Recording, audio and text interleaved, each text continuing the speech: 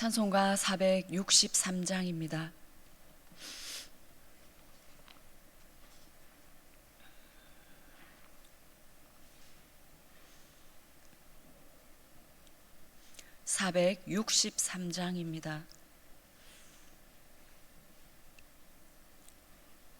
신자 되기 원합니다.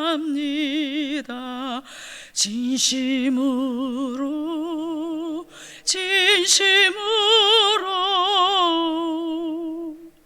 신자 되기 원합니다.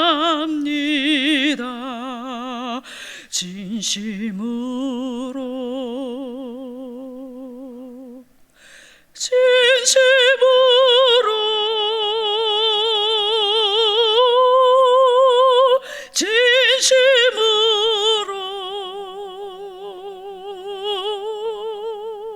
신자 되기 원합니다.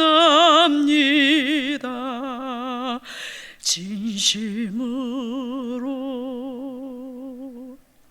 사랑하기 원합니다. 진심으로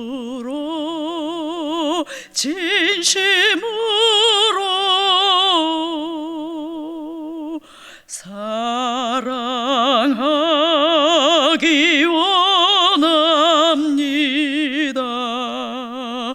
진심으로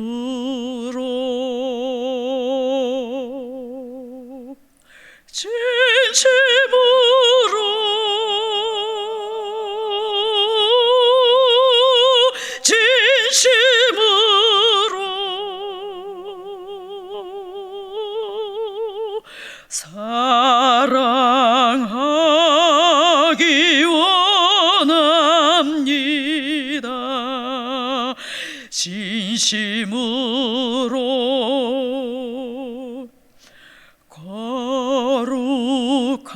거룩하기 원합니다. 진심으로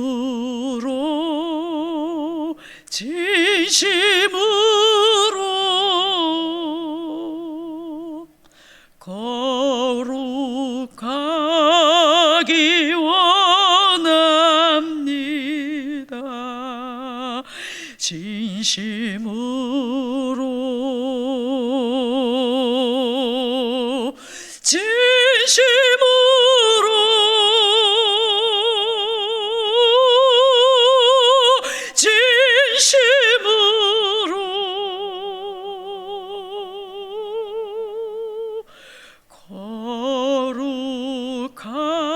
거룩하기 원합니다.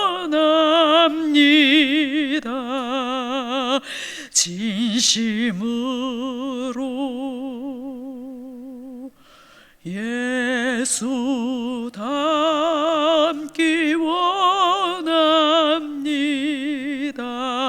진심으로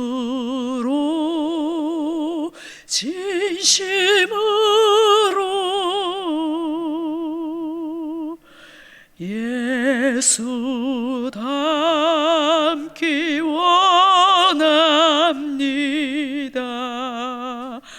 진심으로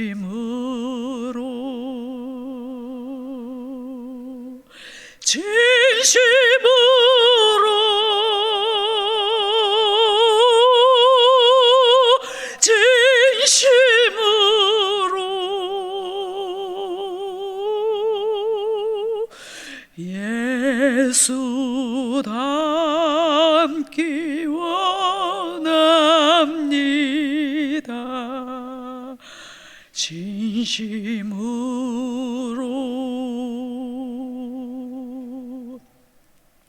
아멘.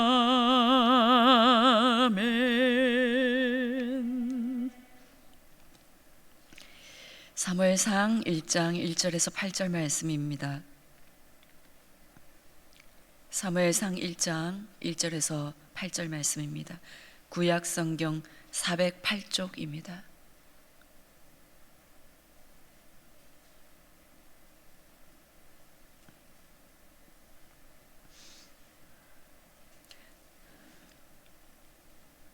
교독하신 후에 마지막 절 함께 읽겠습니다. 에브라임 산지 라마 다임 소빔에 에브라임 사람 엘가나라 하는 사람이 있었으니 그는 여로함의 아들이요 엘리후의 손자요 도후의 증손이요 숲의 현손이더라.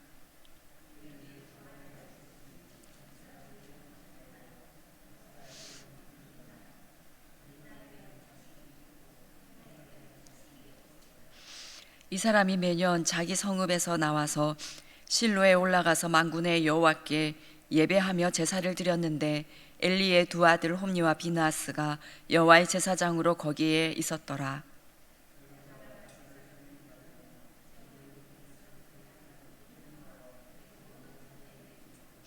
한나에게는 갑절을 주니 이는 그를 사랑함이라. 그러나 여호와께서 그에게 임신하지 못하게 하시니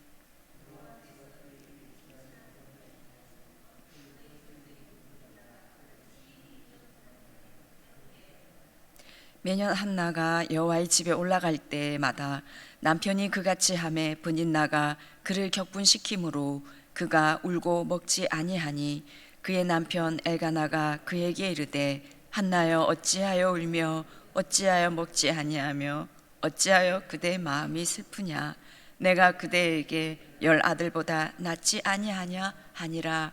아멘.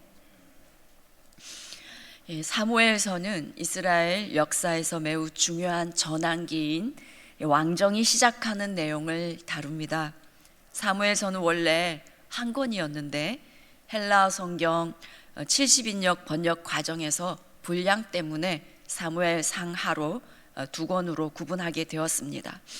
저자가 누구인지 사무엘서 자체에서는 알 수 있는 구체적인 증거가 없습니다. 그리고 사무엘상의 주요 주제는 이스라엘 백성이 기대한 인간 왕이 아니라 언약 백성을 다스리시는 주권자 하나님이 진정한 왕이시다라는 것을 선언하고 있습니다. 1절입니다. 에브라임 산지 라마다임 소빔에 에브라임 사람 엘가나라 하는 사람이 있었으니 그는 여로함의 아들이요 엘리후의 손자요 도후의 증손이요 숲의 현손이더라. 사무엘서는 사무엘상 전반부의 주인공인 사무엘의 출생에 대한 내용으로 시작하고 있습니다. 사무엘은 마지막 사사로서 사사 시대를 마감하는 인물인 동시에 이스라엘의 첫 왕 사울과 또 본격적인 왕정을 시작하는 다윗에게 기름을 부음으로 두 시대를 이어주는 중요한 역할을 한 인물입니다. 1절에서 이 사무엘의 아버지가 에브라임 사람 엘가나라고 소개가 되는데 이 부분을 보면 사무엘이 에브라임 지파이구나 라고 생각할 수 있는데요, 역대상 6장에서는 사무엘이 레위 지파이다 라고 기록하고 있습니다.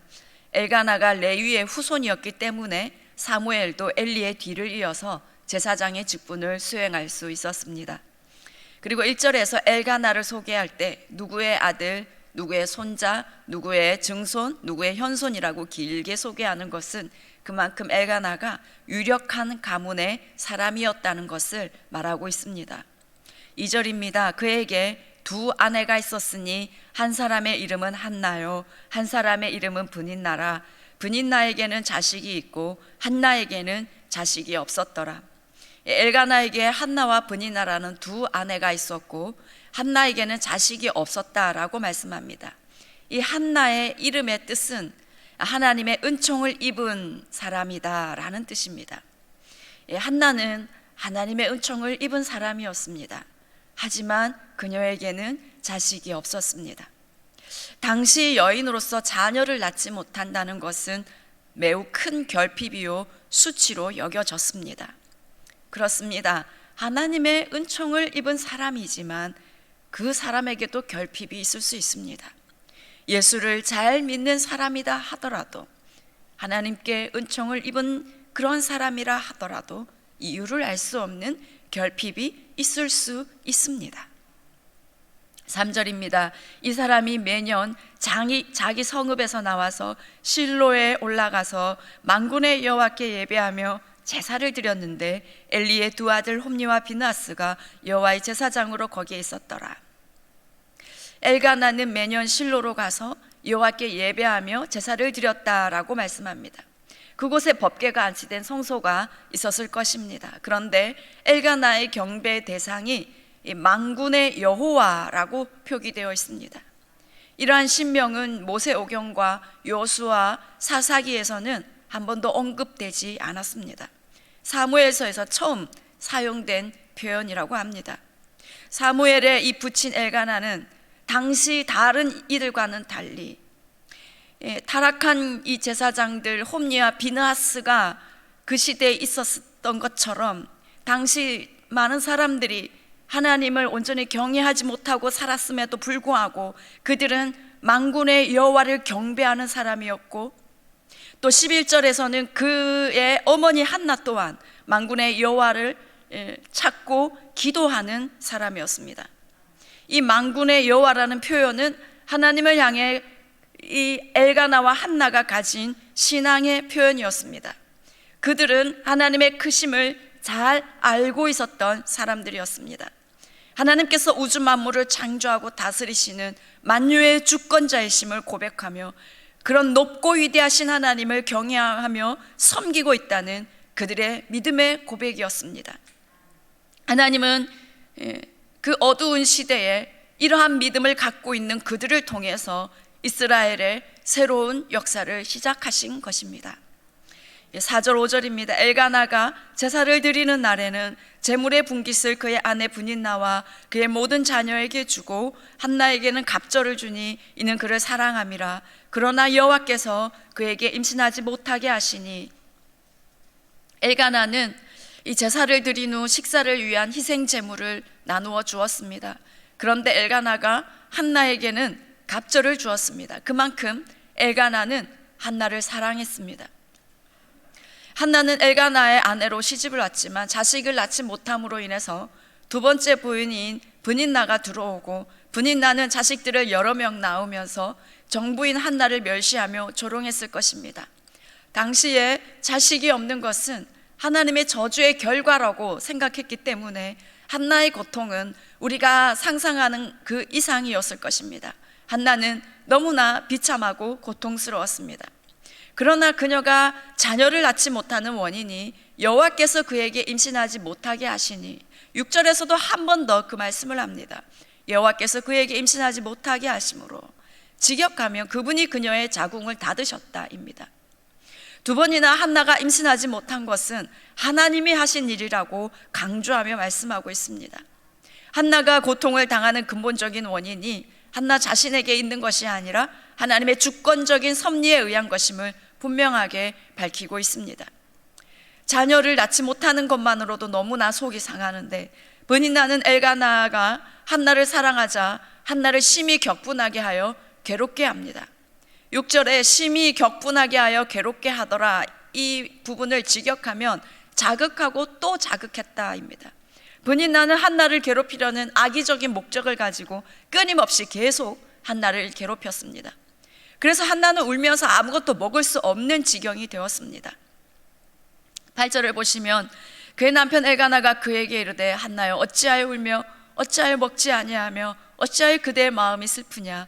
내가 그대에게 10 아들보다 낫지 아니하냐 하니라. 엘가나는 한나에게 어찌하여 어찌하여 어찌하여라고 연거푸 말하면서 한나가 울며 먹지 못하는 것을 보며 매우 안타까워합니다. 한나의 고통을 안타까워하며 자신으로 인해 기쁨으로 바꿔보려고 애쓰는 엘가나의 이 극진한 사랑을 우리는 보게 됩니다. 당시 자녀를 낳지 못하는 여인에 대해 일반적으로 남편들이 행한 홀대와 냉대를 고려해 볼 때 한나를 향한 엘가나의 배려와 이 위로는 시대와 간섭을 뛰어넘는 참 아름다운 사랑이라 볼 수 있습니다. 하지만 이러한 남편의 사랑과 위로도 아들이 없어 애통해하는 한나의 슬픔을 씻어줄 수는 없었습니다. 브닌나를 생각해 보겠습니다. 브닌나는 한나와 달리 자녀를 낳았습니다. 그러나 그녀 역시 결핍으로 인해서 고통스러워하고 있었습니다. 그녀는 사랑의 결핍이 있었습니다. 그녀는 한나만 특별히 사랑하는 남편 때문에 깊은 상처를 받았습니다. 그 상처는 한나를 향한 질투로 표출이 되었고, 브닌나는 아이를 낳지 못해 고통스러워하는 한나를 격분시켰습니다. 한나는 결핍으로 인한 고통을 하나님께로 나아가 토로하며 결핍의 문제를 해결해 주시기를 기도했습니다. 하지만 브닛나는 결핍으로 인한 고통을 한나에 대한 질투와 괴롭힘으로 쏟아 부었습니다. 따지고 보면 한나가 브닛나에게 잘못한 것은 없습니다. 그런데도 브닛나는 자신이 겪는 이 고통의 원인을 한나에게 돌렸습니다. 그리고 한나를 괴롭혔습니다. 이렇게 하는 것은 다른 사람뿐만 아니라 자신까지도 파멸시키는 행동입니다. 결핍은 누구나에게 있을 수 있습니다. 그런데 그것을 어떻게 대응하느냐, 그것에 어떻게 반응하느냐에 따라서 전혀 다른 결과를 얻게 됩니다. 우리는 결핍에 대해 이 브닛나처럼 반응하지 않기를 원합니다. 너 때문에 내가 고통스럽다라고 반응하지 않기를 원합니다. 이런 생각은 나와 모두를 고통스럽게 합니다. 우리는 결핍을 통해서 오히려 하나님께로 나아가서 내 영이 살고 내 영에 하나님이 주시는 귀한 것들로 채워지는 그런 은혜가 있기를 원합니다. 결핍을 통해서 오히려 하나님의 선하심을 알게 되는 그런 은혜가 우리에게 있기를 원합니다. 그리고 하나님께서 한나 옆에 브닛나를 두신 것이 한나에게는 너무나 큰 고통이었지만 오히려 그것 때문에 한나는 하나님께 나아갈 수 있었고 한나는 간절한 기도로 사무엘을 낳았습니다.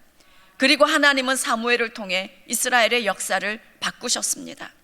한나에게 브닛나는 어찌 생각해 보면 고통이 아니라 복이었다라고 말할 수 있습니다. 우리 곁에도 이 브닛나 같은 사람이 있을 수 있습니다. 우리 마음의 평안을 다 빼앗아 가버리고 우리 마음을 괴롭게 하는 브닛나가 있을 수 있습니다.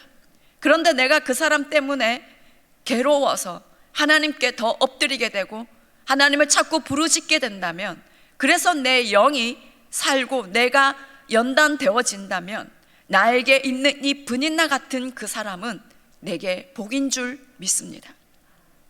그래서 우리는 브닛나가 옆에 있음에 오히려 감사할 수 있어야 합니다. 오늘 이 새벽에 혹시나 우리에게 브닛나가 있다면 하나님, 제가 감사합니다. 제게 있는 이 브닛나로 인하여 하나님께 감사드립니다라고 진심으로 고백할 수 있는 믿음이 우리에게 있기를 원합니다. 우리가 이렇게 브닛나에 대해서 진심으로 감사하게 될 때 우리에게서 브닛나는 사라지게 될 것입니다. 본문에서 한나가 임신하지 못하는 이유가 여호와께서 임신하지 못하게 하셨다라고 말씀합니다. 이것을 강조한 것은 한나가 임신하지 못해서 고통스러운 시간을 보내는 것이 하나님의 뜻과 계획이 있었다라는 것을 암시하는 것입니다. 하나님은 이삭, 야곱, 삼손, 세례 요한 등을 세상에 보내실 때에도 그분들의 부모도 고통스러운 불임의 시간을 지나게 하셨습니다. 이유는 알 수 없었지만 때로는 긴 시간을 결핍과 고통을 겪어야 했습니다. 하지만 결과적으로 돌아보면 하나님의 특별한 섭리 가운데 허락된 결핍과 고통이었습니다. 하나님은 우리에게도 때로는 이렇게 결핍과 고통의 시간을 지나게 하십니다. 그런데 이러한 시간을 지나게 하시는 궁극적인 목적은 우리를 힘들게 하고 우리를 망하게 하기 위해서가 아님을 믿으시기 바랍니다. 예레미야 29장 11절에 나 여호와가 말하노라, 너희를 향한 나의 생각은 내가 아나니 재앙이 아니라 곧 평안이요 너희 장래에 소망을 주려는 생각이라. 알 수 없는 결핍과 고통의 시간을 지날 때 하나님께서 저에게 주셨던 말씀이기도 합니다. 하나님께서 알 수 없는 고통의 시간을 지나게 하시는 이유는 결국에는 우리에게 하나님의 특별한 은혜를 경험하게 하시고 하나님께서 쓰실 그릇으로 만들기 위함이고 우리를 통해서 하나님께서 새 일을 이루시기 위함입니다. 그러므로 우리에게 있는 결핍과 고통의 문제는 특별한 하나님의 은혜의 통로, 축복의 통로가 될 수 있음을 기억하기를 원합니다. 그래서 이 새벽에 오히려 감사하고 하나님께 찬양함으로 반응하는 우리가 되기를 원합니다. 하나님 앞에 우리의 겸비함을, 우리의 신실함을 보여드리는 저와 여러분의 믿음이 되기를 소망합니다. 기도하겠습니다. 하나님 아버지,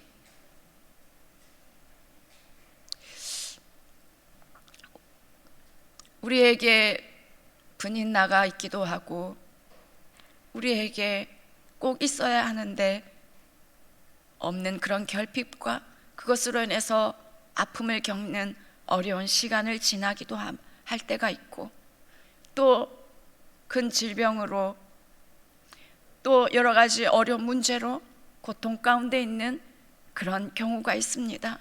하나님, 그런 모든 성도님들을 하나님 찾아가 주시고 그들과 함께하여 주시옵소서. 그 고통과 그 결핍을 통해서 오히려 하나님께로 나아가는 은혜가 있게 하여 주십시오. 그래서 그것이 결핍이 고통으로 끝나는 것이 아니라 하나님의 축복이, 하나님의 은혜가 나에게 오게 되는 통로임을 경험하는 은혜가 있게 하여 주시옵소서. 결국에는 하나님을 찬양하게 되고 하나님을 높여드리는 그런 은혜가 우리 모든 성도님들에게 있게 하여 주시옵기를 원합니다. 이 고통의 시간을 하나님, 주님이 주시는 은혜로 잘 견딜 수 있도록 힘을 더하여 주십시오. 주님이 주시는 아버지 힘으로 이겨나갈 수 있게, 승리할 수 있게 주님이 힘을 더하여 주시옵기를 간절히 원하옵나이다. 하나님, 명절입니다. 오고 가는 길을 주님께서 보호하여 주시옵시고 가족들이 모여서 하나님의 사랑을 나누고 기쁨과 즐거움 가운데 거하는 그런 시간 될 수 있게 주님 축복하여 주시옵소서. 특별히 하나님, 사랑하는 가족들이 아직도 예수를 믿지 못하고 있습니까? 하나님, 그들을 구원하여 주시옵소서. 우리 요성의 가족들 모두가 하나님, 온 가족이 예수 잘 믿는 믿음의 명문가를 이룰 수 있도록 주님 축복하여 주시옵소서. 하나님 아버지, 사랑하는 우리 다음 세대들을 기억하여 주시옵소서. 하나님, 28일에 초중등부 수련회와 하나님 또 중고청 특별 집회를 준비하고 있습니다. 하나님, 그런 사람의 계획과 사람의 준비한 행사로 지나가지 않기를 간절히 소원하옵나이다. 우리 다음 세대들이 하나님 이 시간들을 통해서 하나님을 기뻐하며 춤추며 예배하는 세대들로 일어날 수 있게 도와주시옵소서. 하나님, 저들이 참으로 예수 잘 믿는 믿음의 세대로 일어날 수 있게 도와주시옵소서. 하나님 아버지, 저들이 하나님을 마음을 다해, 뜻을 다해, 목숨을 다해 사랑하는 세대로 일어나게 해주시고 영혼을 내 몸같이 사랑하며 하나님 한 영혼 한 영혼을 전도하기 위해 몸부림치는 그런 세대로 일어날 수 있게 도와주시옵소서. 그래야 이 마지막 때에 하나님 순결한 신부로 준비되어 예수 그리스도의 재림을 맞이하는 그런 귀한 세대로 일어나게 주님 축복하여 주시옵기를 원합나이다. 하나님, 많이 추운 날씨에 북한 동포들 하나님 많은 어려움 가운데 있을 것 같습니다. 하나님, 저들을 돌보아 주시옵소서.